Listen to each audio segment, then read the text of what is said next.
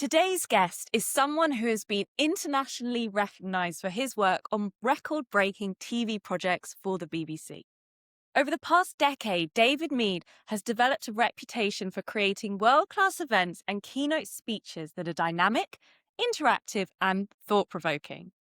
Beyond television, David has worked with some of the most successful organizations around the world, including Apple, Deloitte, Harvard, and Bank of America, helping them drive real results and foster high performance.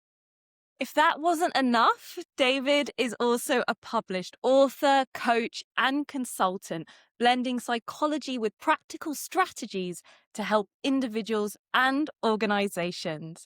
From lecturing to emceeing events, I have personally been following his content for a while, and I'm so excited to have him today. David, welcome to the show. Now, look, it is wonderful to join you. Thank you so much for having me. Thank you for being here. I would love to start off, David, with talking a little bit about your career journey, because you have, when I look at you, I see someone who has had such a varied path. You've been in media, academia, corporate. I would like to go back and just walk us through your career journey.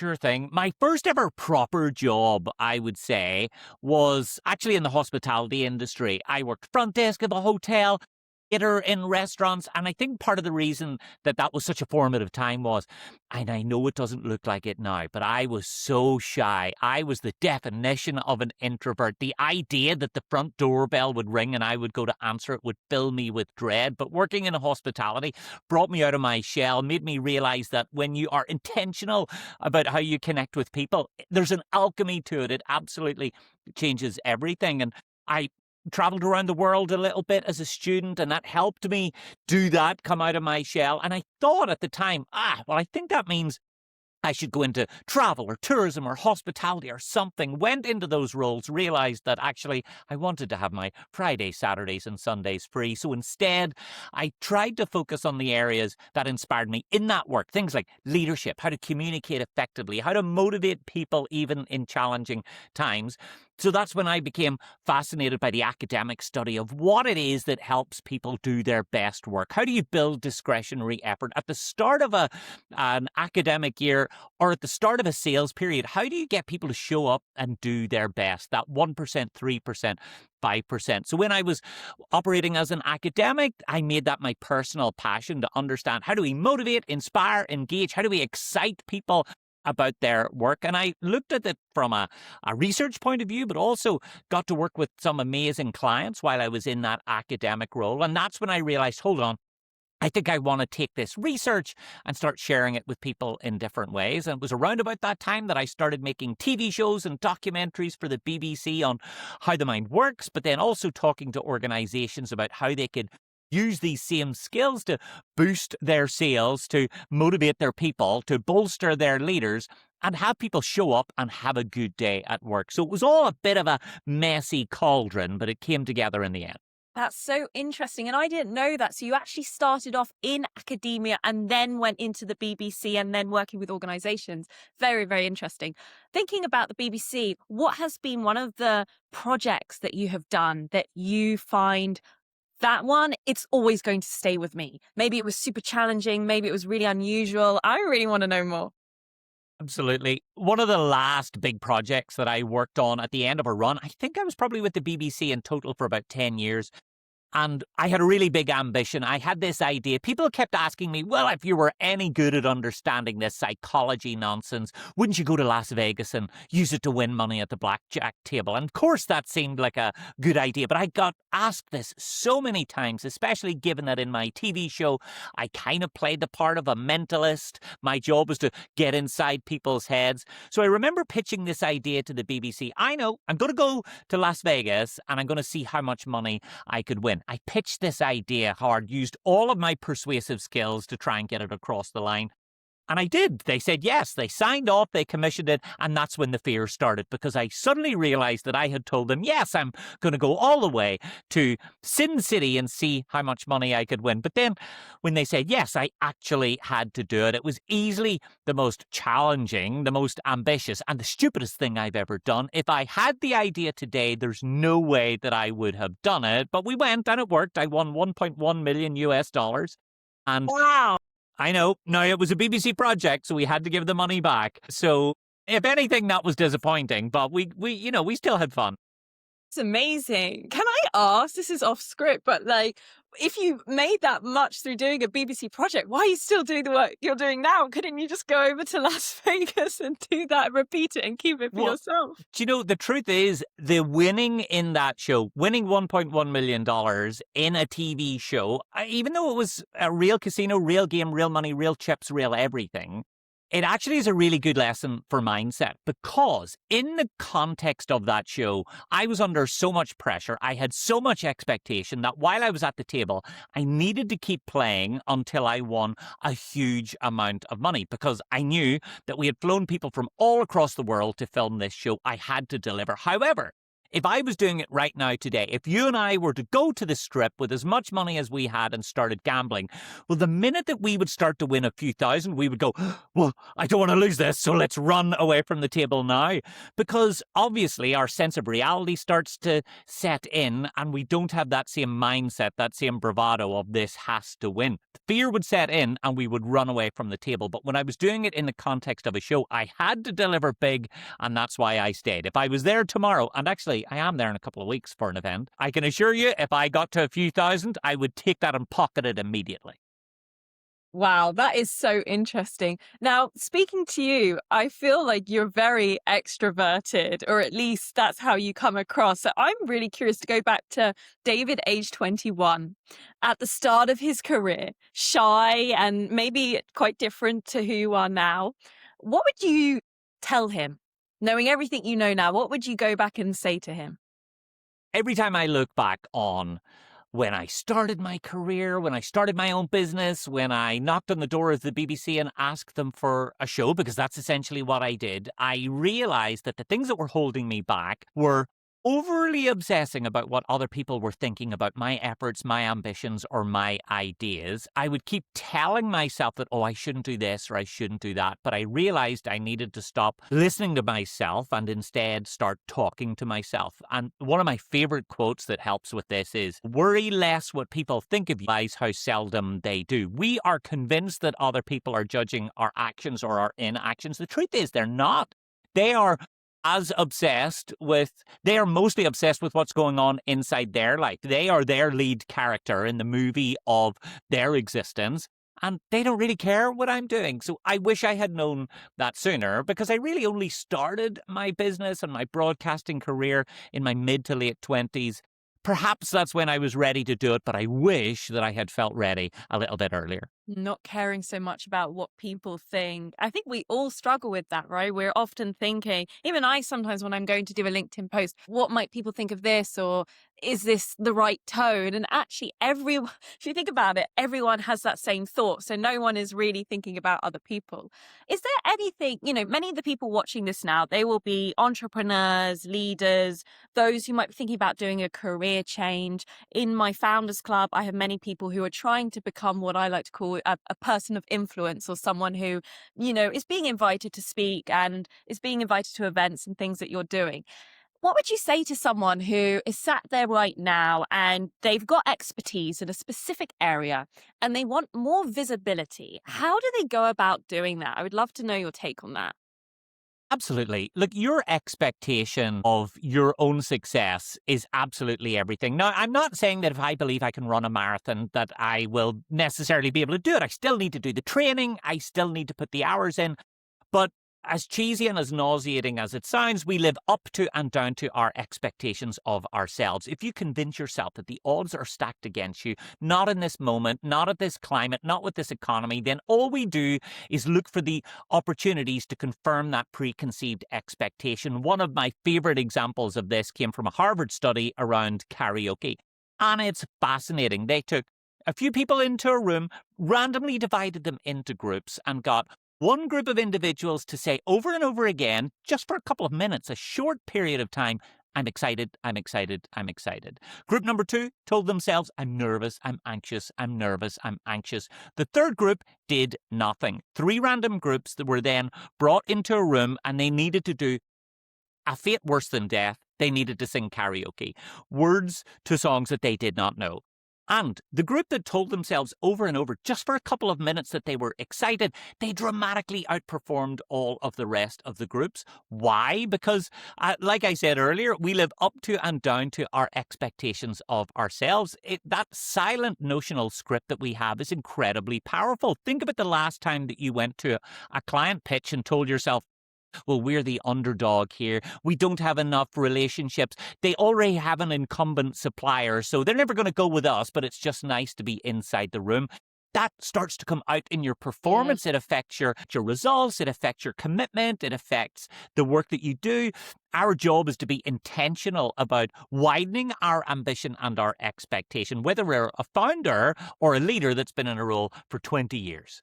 So when you see high performers, what is it that sets them apart? Is it that mindset piece around, thoughts become your actions, become your reality? It's almost like you confirm what you already believe in a way. Is that one of the traits you see that sets high performers apart?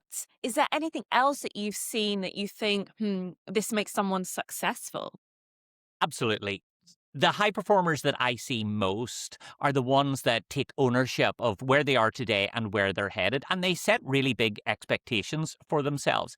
I think high performance is often seen as something that only athletes can achieve, but whether you're answering the phone for a living, whether you're a chef or an entrepreneur with a brand new vision, your job is to realize that you're in the driving seat of the results that you're creating. It's not for someone else somewhere else. And we often tell ourselves that, oh, well, I'm not quite ready to do this, or I'm not quite prepared to do that. But if I've learned anything working with the highest performing teams and individuals over the last 15 years, is that ready isn't a feeling, ready is a choice. Our job is to choose to be ready and then run towards that challenge. So interesting. I wonder how much your sense of feeling comfortable with rejection comes into this. The reason I say that is yesterday in our Founders Club, one of our members, he's got a very impressive career. He worked in management at various global companies, and now he's building his own business. And he wants to get more into keynote speaking. And he was looking at a number of platforms and bureaus, and he said, I looked at the caliber of some of the speakers and I just got scared away and I thought, no, I'm not going to apply. And I said to him, what's the worst that could happen if you did apply? The worst that could happen is you just don't hear back. I wonder, is there something around high performers and founders or leaders who are successful being a little bit okay with hearing no, being okay with not hearing back at all? Do you think that's part of it? Absolutely. I mean, if you were to speak to a sales professional, they would tell you that every no gets you closer to a yes, and there's certainly some evidence for that. But I also remember back in the day when I was trying to get my first TV show, I told my mum at the time, hey, I've got this big idea. I'm going to go and ask the BBC for a show. And she said, no, don't do that. What if they say no? And I remember at the time thinking, well, what if they say yes? So I quietly went away, didn't tell her, got a writer, producer, director, camera person, shot a pilot, went to the BBC and said, hey, I've got this idea. Would you give me a show? Inexplicably, they said yes. And I went back to my mum and said, hey, you're not going to believe this. I didn't listen to you. I went to the BBC anyway, and they said they're going to give me a show. I've got my own series. And the first thing that she said was, what if they don't give you a second season? And I remember thinking, well, let me have this. The fact is that we need to feel comfortable with the occasional failure, because ultimately that will always teach us something. And when it comes to approaching places like agencies or bureaus, we often convince ourselves that we need to tell everyone that we're perfect, talk about why we're the best at X, Y, Z. But actually, if you want to boost your credibility and get better results, I really believe that you should stop talking about how good you are and be vulnerable and open about the areas where you are missing something, because that openness and vulnerability can become a character and a strength. A brilliant example of this, Avis, the car rental company. For years, they said, we're number 2. So that means we try harder. And I remember KFC, when they had this national chicken shortage, you physically could not get any chicken in any of their stores. You could get fries, gravy, and that was that. They made this weakness a feature of their marketing campaign. Instead of KFC, they put FCK with an expletive in the middle. By putting that weakness front and center, it actually makes people lean into it. And another great example, the VW Beetle back in the day, a feature of their marketing was that it was ugly, that it was slow, that it was noisy. You don't need to be perfect or best at anything. You need to be honest, authentic, and vulnerable, especially in this age of AI. That's what will make people lean into who you are. I've seen it even myself. If I'm approaching an agency and I send a super long, polished, I'm great and these are all my creds type email, the response rate, I probably haven't done it enough to statistically say that this is absolutely the case, but at least from the outreach I've had done, the response rate of that versus me connecting with them, let's say one of the directors on LinkedIn, with a couple of lines of text, much more myself, not trying to sell myself, that tends to land better. And it's something that I say to some of my founders as well. When you oversell yourself, or you kind of try to present this perfect version, it almost can have like a repellent effect. Your work in psychology, is there anything around that? Is it because we as humans connect with, something or someone that is relatable? Like, where's the psychology in this? There's a real science behind it. It's called the pratfall effect. When things come across as not being perfect, we're much more likely to see it as valuable. Some great examples. Psychologists tested which cookies people were attracted to. And they showed them a couple of pictures of a cookie that was rough around the edges, that looked like it had been home baked, and then took that exact same cookie and using Photoshop, they took all of the rough edges off and made it look perfectly smooth on the outside. When people were asked to say which one they thought looked better, that they were more likely to buy, that they preferred, almost everyone said that they wanted the one that was rough around the edges because it's just a more accurate representation. It feels more artisanal. When something's rough around the edges, it feels good. Another great example of this is in job interviews. If you're constantly telling everyone that I'm the best, I'm number one, I've got the most experience and the most expertise, they start to smell a rat. Your job is to show the human, not just the results.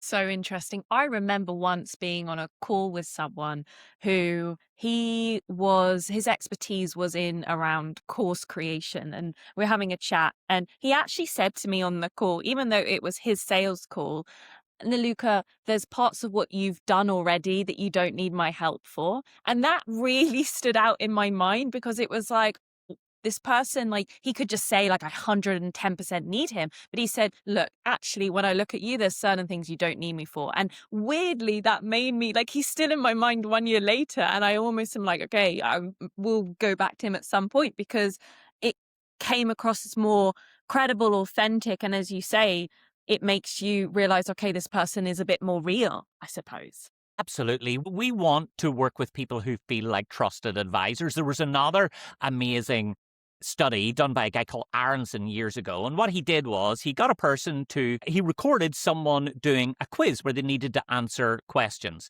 But there were two versions of that video footage. In one version of the exact same clip, at the beginning, the guy spilled coffee over himself.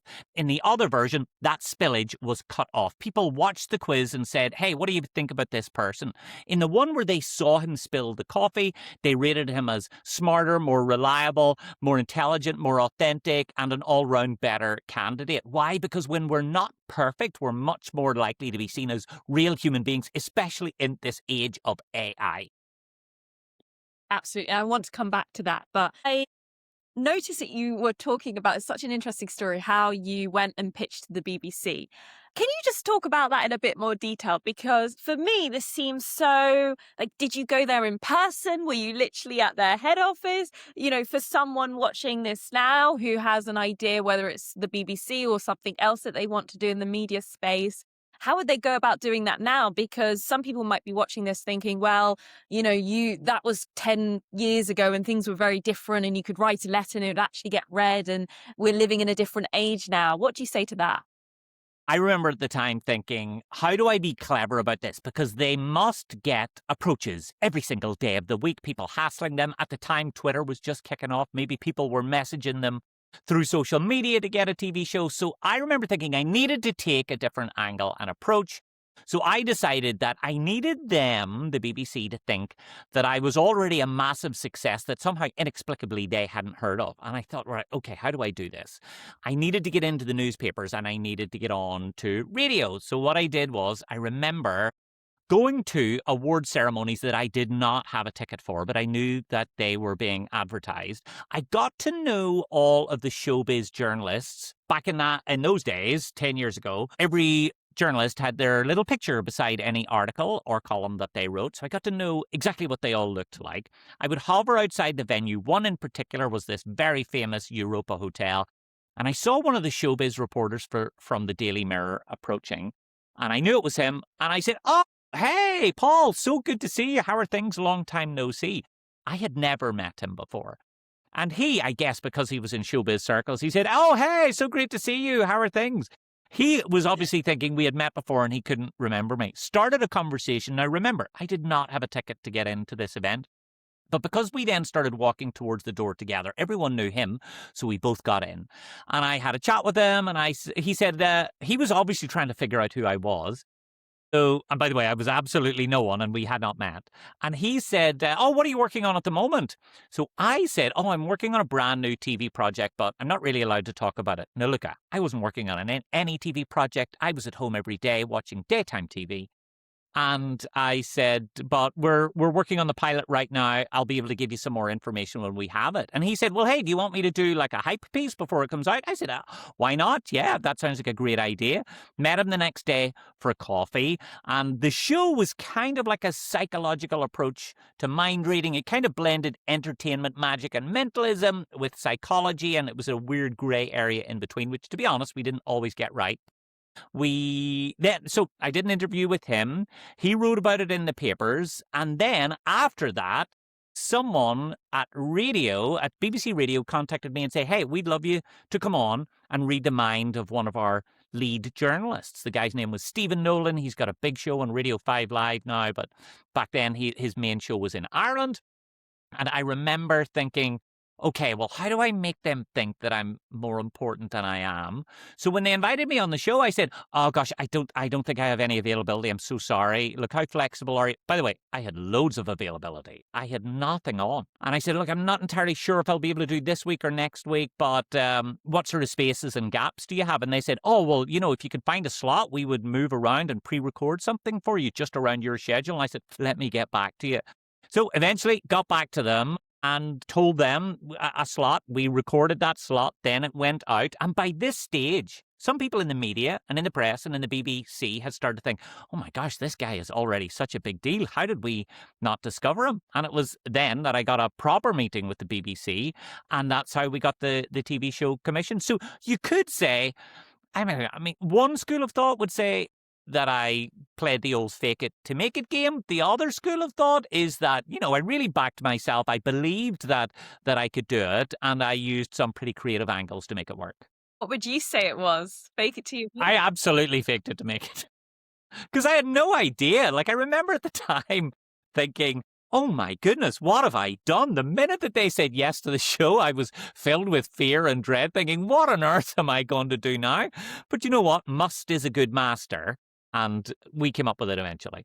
Amazing. It reminds me of how, and I think you said it, start before you're ready, but also the theme that I think keeps coming out in our conversation is around proactivity. And there is a sense of kind of almost fearlessness when I listen to that story. When I listen to you being outside these venues that you didn't have a ticket for, going up to someone you've never met, a lot of people watching this might think, that just makes me go, ugh, And so what would you say to them? Is there anything that you could help someone who is sat here thinking, I wish I could put myself out there more? David, I wish I could go and call up this person or message this person on LinkedIn or go to this event.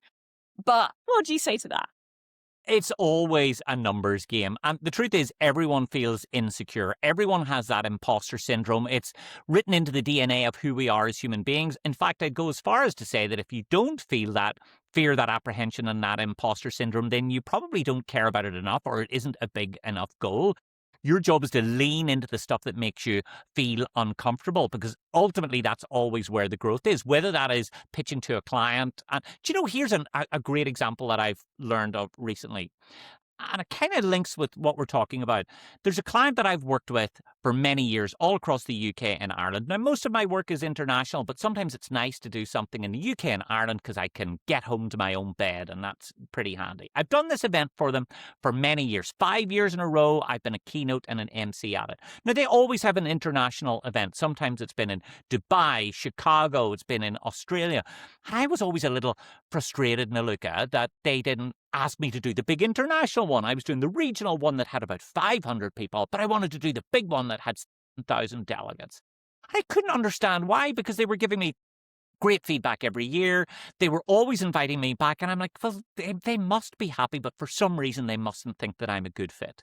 Well, after 5 years of frustration at not getting invited to do the big international one, I said to them one time, I said, oh, hey, how's the plans coming along for the event you're doing in Dubai? And they're like, oh, well, we're getting there. It's early days yet. And I said, do you know, I would love to be involved. Let me know how far down you are with booking speakers and MCs. And they said, we never even thought of you for that event. Oh, my goodness, you would be a perfect fit for it. They booked me for that, and then every other international iteration of the event that they've had ever since. Now, for anyone out there that's got either a product or a service and they can't understand why people aren't seeing that it's the perfect solution for them knowing about it is not enough. Sometimes you have to be brave enough to ask for the sale, ask for the contract, ask for the work. This client knew I did a good job. They were already happy and delighted, but for whatever reason, they hadn't considered me in that box. Just because I asked for it, I've now massively increased the amount of contracts that I get with that client.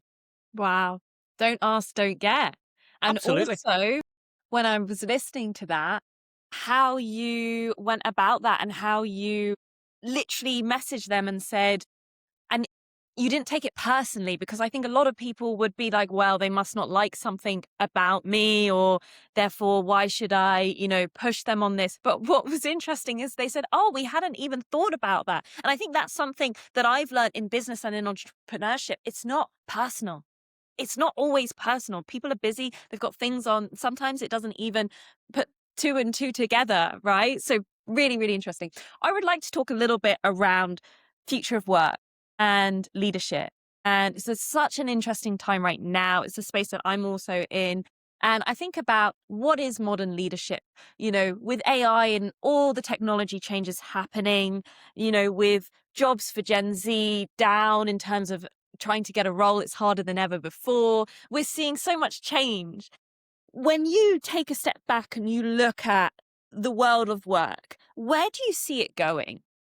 One of my favorite thinkers in this space, I've got two actually. One is called Christine Armstrong, and another is Heather E. McGowan. And they've got wonderful thoughts, and everyone listening should go and follow them on LinkedIn immediately.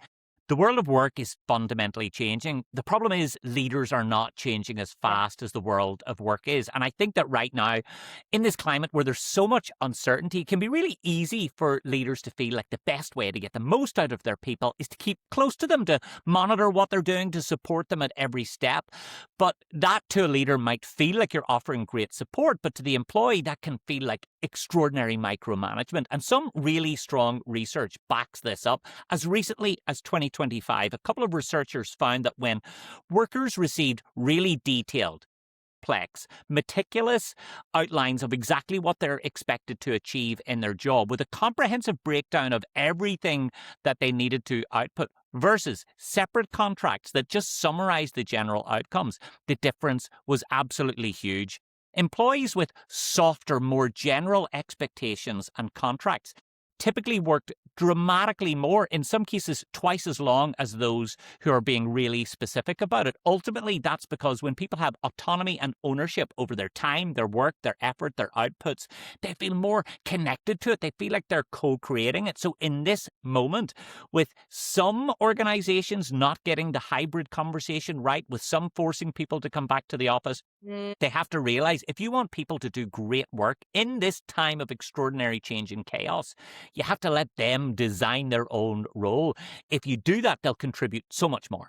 Absolutely. And I always think of it when I look at organizations now who are mandating people back into the office. it's almost like, where have you been over the last few years? And obviously, I'm partly biased. I'm a big advocate of work from anywhere. I've worked and lived in 14 plus countries in the last 3 years. But I just look at some of these organizations and I think the difference is now people don't have to agree to that. They can leave. The barriers to entrepreneurship are lower than they were before. They can find something else. Think leaders that are still operating like we're in 2012, even though on the surface they're saying, yes, world of work is changing, they're going to have a difficult time.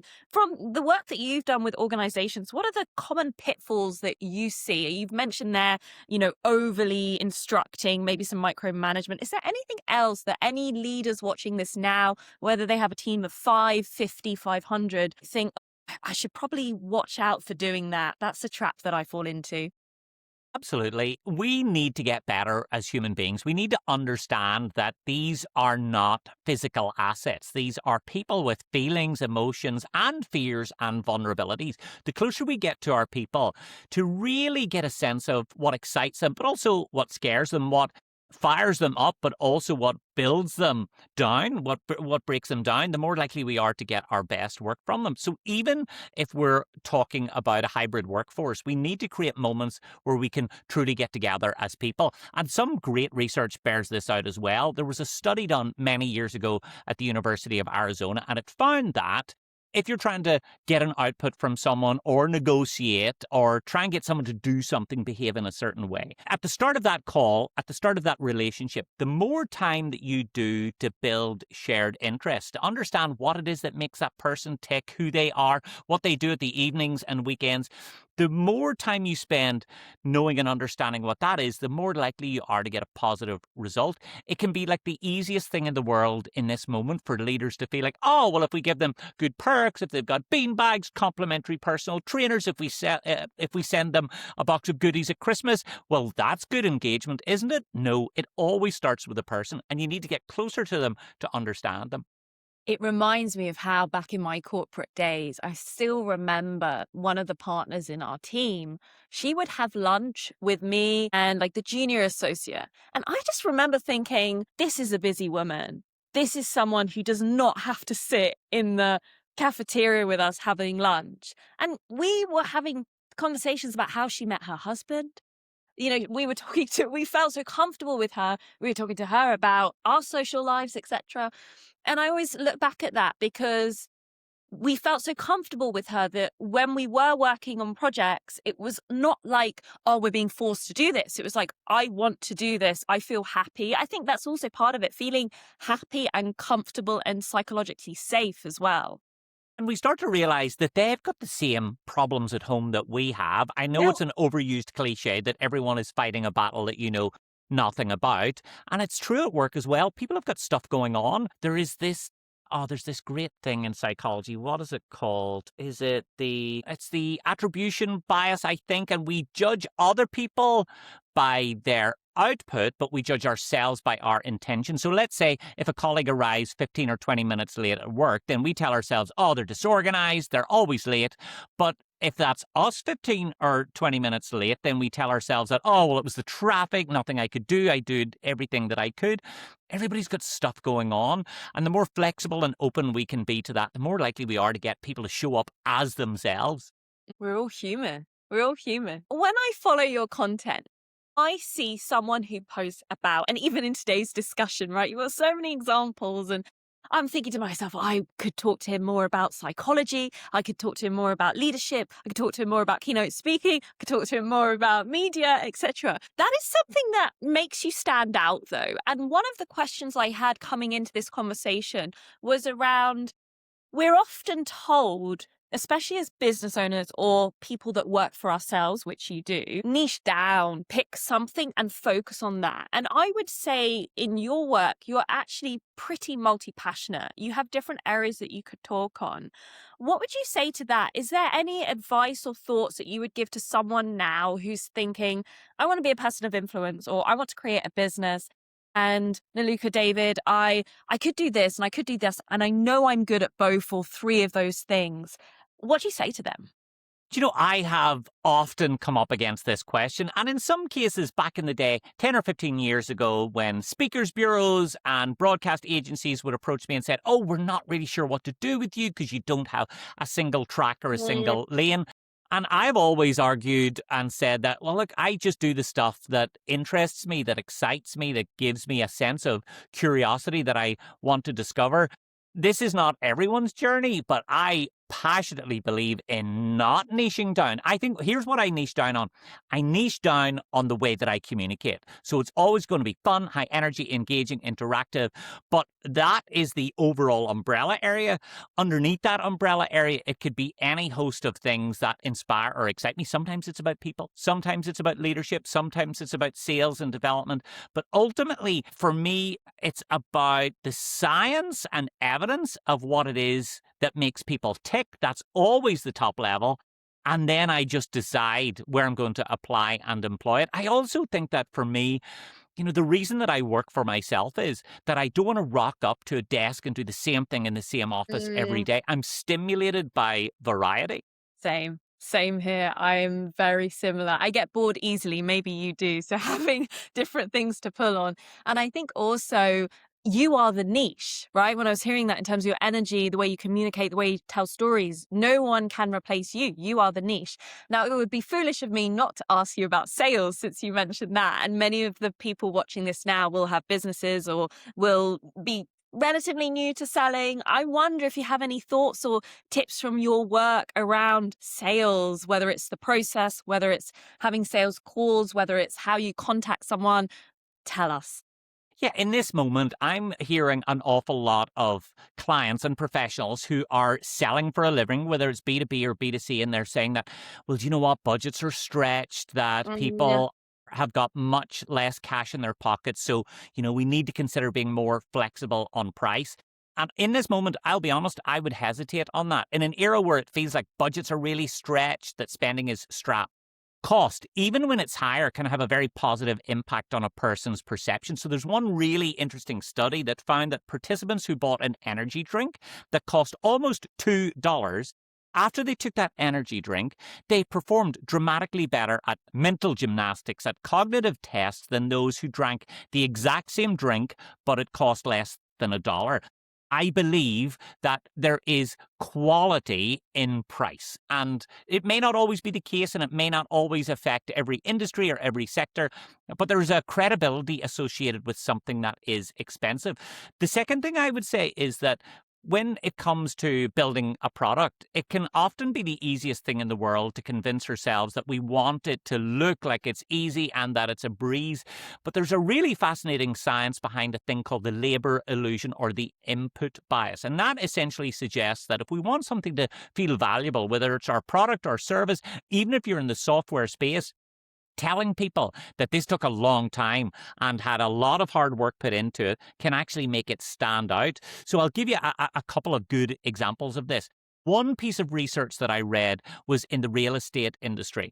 And essentially what happened was someone approached a realtor, wanted to find a property, and they were divided into a couple of different groups. So possible house buyers were given a report of 10 to 15 properties, and they were told that one of our best people spent a couple of days pulling this list together. So that was group one. Group number two were told that this was built on an algorithm. It took only a couple of minutes to spit it out of the piece of software. But to be clear, they were getting exactly the same content, exactly the same lists.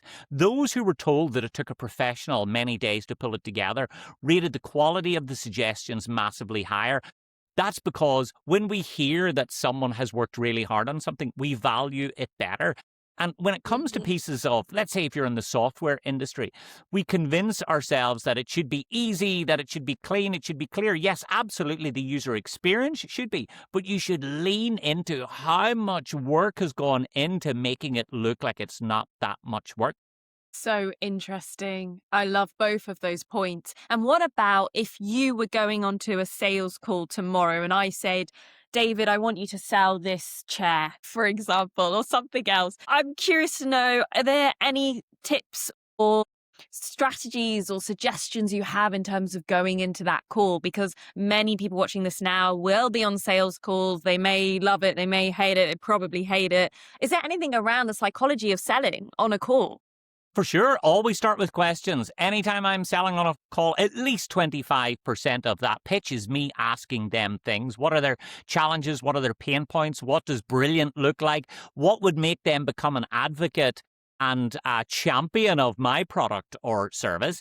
And ultimately, I promise you, when you ask good questions, they tell you how to sell it to them. Even I'm seeing so many people out there saying, oh, but that doesn't really work if you're going through procurement or you're going through buying departments. That's absolute nonsense. In fact, if you speak to the right procurement person and ask them the right questions, they will tell you the criteria that you need to meet to get that sale across the line.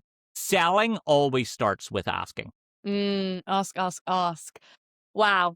But my head is almost slightly exploding from all the examples that you've given in a good way. And I just think there's so much we could talk about. One thing I wanted to ask you that we haven't really touched on is you have such an impressive career. And, even getting you today, I was like, okay, I need to book him quite far in advance. You're very busy. You're traveling the world. You're speaking, etc. How do you find time for the personal life of David? Can you just tell us a little bit around that? Because I've heard so much about you professionally today. How do you balance your personal life? How do you make sure, if indeed you do have a personal life, with everything going on in your professional? What I realized a few years ago was I was having, and I still do, I have about 20 flights a month, something like that. So I am offsetting the flights, even though we know offsetting is not cool. It's essentially punching someone in the face and then saying, hey, but here's a bandage. So sorry. But with all of that flying, I used to constantly daisy chain and stack my events. So I remember some weeks Monday I would be in Cleveland, Tuesday San Francisco, Wednesday New York, Thursday Prague, and I would daisy chain them like that. And I was visiting all these beautiful places in the world and never got to see any of them. Now I am so strict about making sure that I add on extra time to visit restaurants, to take a hike, to go to a local gym, to explore a park, to go on a food tour, to rent a bicycle. That brings me the most joy in the world. It really does. It's one thing that helps me feel like I'm getting a good balance. And I am the type of person who can absolutely live on the road. I like the constant stimulation. And weirdly, there's two things I love. I love hotels and I love being on planes. And I love every aspect of travel. I love smelly taxis. I love the fear of whether my bag will arrive on the belt. I love lukewarm club sandwiches at 3:00 in the morning. I'm not sure why. I love every aspect of travel and I never get bored of it. So I'm very lucky that I get to do it as my job. And I can't ever imagine a world where I would say no to it. And you love what you do, I think, and you have almost that work-life integration. I'm so happy that I've met someone who also has a bit of a fluid, nomadic type lifestyle, because I do. And I've never met someone who also is like, I love travel. I love being on the road. Well, what's wrong with us? We've clearly got quite deep-seated mental health issues, but it's working out just fine. Yeah, exactly. Let's focus on the second part there. David, I normally end these sessions with some quick fire questions. But before that, I wanted to ask, is there anything that when you look back, that you would have done differently? Or is there anything that you feel is a regret in your career or your life? Yeah, absolutely. For me, I wish I had started earlier, no doubt. I started my broadcasting career around 25, 26, started my own business around about the same time. There's no reason why I shouldn't have started that at 18 or 19 years of age. That's definitely one that I reflect on. Number two is also, I think that if I was to do the entire thing again, let's say if I was to be at that age now, I would probably own my content more and own that journey a little bit more. If I was coming through the mills today, I don't think I would knock on the door of the BBC. I would start producing content on TikTok, on YouTube, own that material, own the IP of it, and then that just gives you much more latitude to do different things. And then I think probably one last thing that I would say is that I wished earlier in my life and career that I'd spent longer bigger periods living away. So let's say doing 6 months in New York or 6 months in Copenhagen's a wonderful city. I love it so much. Doing 6 months in somewhere in Italy, because ultimately with my job, it doesn't really matter where I am because I'm always going somewhere. So I may as well go from somewhere that I've dreamed of living. So I still might do that someday, but I really wish I had done it about 15 years ago. Brilliant. I think that would be so useful for many people listening. And I think it's such an opportunity, isn't it, now, especially with media creation? I mean, anyone can start creating content and just start. That's what I always say to people, start, the views will come. Okay, let's get on to the quickfire ending. So, one word to describe your career. Starting. Yeah, it feels early. I feel there's a lot more things that I want to do. I have loads of things on my list that I want to get to. I wish there were 9 days in the week, but there aren't. So I feel like I'm just starting out. Love that. Okay, a book, podcast, or talk that has changed your thinking. There is, here's a book that almost no one will ever have read. It's called, excuse the title, it's called The Naked Ape. It's by a guy called Desmond Morris. Now, what he is, he's a zoologist.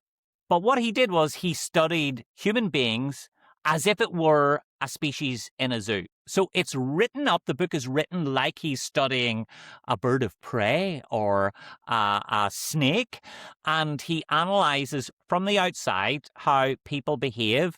It is absolutely fascinating. One of the best books I've ever read. You can get it for about £1.10 on Amazon because it's so old. Every copy of it that you get stinks and reeks because it's been in homes that did not look after it, but it's well worth a read. Wow, The Naked Ape. Okay. A daily habit or routine that you swear by? Coke Zero for breakfast. Wow. Healthy. Big fan. And finally, this show is called Breaking Boundaries with Naluka. Is there any boundary that you want to break next? Yeah, I think for me, I need to get better at systems in my life. I'm very ad hoc. I like being excited by the thing that's in front of me. I think what I would love to do over the course of the next few years is have you ever seen the lean style of management? So lean looks at everything as if it's a Mitsubishi car factory. And it fascinates me how people can take this lean methodology and apply it to every aspect of their life. I would love to get down and do that at some point. The time is not right now, but at some point I will definitely do it. And at that point, I mean, I think I'll essentially be able to, I will be AI by that stage. Seems like, with so much that you're involved in, there's so much going on. How can you keep that variety, keep that stimulation, but also make it almost simpler in a way so that your head isn't all over the place and, as you say, things are ad hoc? That's really interesting. It's almost like those two. I think there is a possibility to bring those two together without compromising on the first part. David, today has been so interesting. As I said, I could keep talking to you. I think we could talk for 3 hours, but let's not. I know you've got lots going on today.